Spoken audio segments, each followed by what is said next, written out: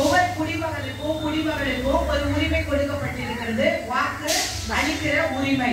அந்த வாக்கை நம்ம யாருடைய பணத்துக்காகவோ அடுத்தவங்க சொல்ற கமெண்ட்ஸ்க்காகவோ இவங்க நல்லவங்க கெட்டவங்க அப்படின்னு அவங்க சொல்றது ஏற்றுக்கொண்டு நாம செய்யாதபடிக்கு நமக்கு நம்மளுடைய பார்வையில யார் நன்மை செய்யறவங்களா தெரியுறாங்களோ அதன்படி செய்யணும் அப்படின்னு சொல்லி வாக்களித்திருக்கிறோம்.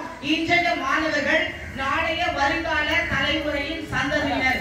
உங்கள தான் ஒருத்தர் பிஎம்மா, உங்கள சிஎம்மா, உங்கள ஒருத்தர் ஒவ்வொரு அபிஷியலா சமூகத்துல இருக்கிற சமூக ஆர்வலரா உருவாக்க போறீங்க.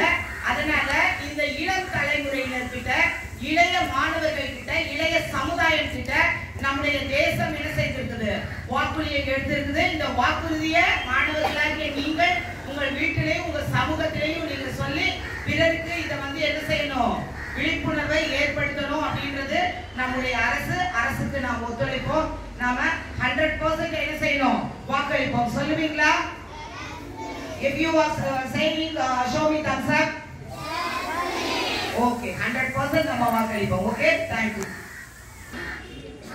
வேலை லீவ் போடக்கூடாது. எல்லாரும் என்ன செய்யணும்? அம்மா அப்பா தான் ஓட்டு போட சொல்லணும். பார்த்துக்கே, ஓட்டு போடும்போது நீ எல்லாம் யாரும் போயிட்டியா? என்ன செய்வாங்க? லைனில் போவாங்க இல்லையா? லைனில் போயிட்டு அம்மா வந்துட்டோன்னு என்ன கையில் காட்டுவாங்க பார்த்துக்கியா? என்ன வச்சுப்பாங்க? ஓட்டு போடுறதுக்கு அடையாளம். 2 வாட்டி யாரும் போயிடக்கூடாது. அதான் ஒரு வாட்டி வச்சுட்டா அதை பார்த்துருவாங்க. இன்னொரு வாட்டி போய் ஓட்டு போட முடியாது. ஒரு ஆள்